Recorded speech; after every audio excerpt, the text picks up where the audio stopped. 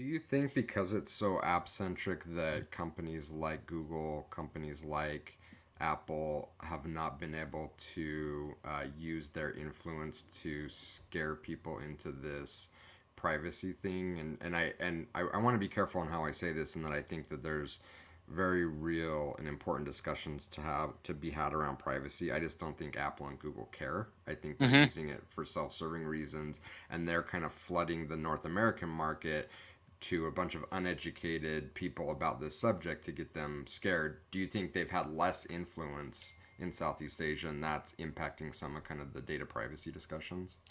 Yeah, I think I mean, one thing I noticed when I came here was a lot of privacy focused advertising, like Apple's billboards about, like, iPhones being privacy first. I don't see that as often in in Asia. I think a lot of it has to do with maybe the um yeah, the inherent trust some people have in kind of the peer-to-peer thing. I will say it is changing though, because I think, well, similar to here, you are seeing a recent uptick in scams, online scams, digital scams, that kind of thing. Um, so I think it will become more of an issue. But I think a big um, reason it is the way it is right now is that there hasn't been much education around uh, uh, digital privacy, like culturally, and it's a relatively newer phenomenon, I would say.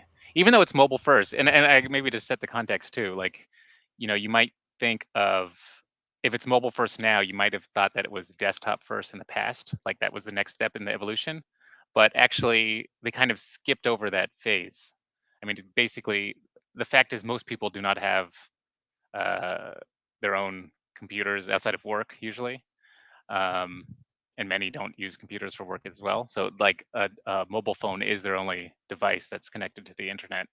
Um, and I think just because of that being kind of a newer phenomenon, there hasn't been as much history to really, um, you know, just be aware of all the things you should be aware of Yeah. in today's the state of how things are right now.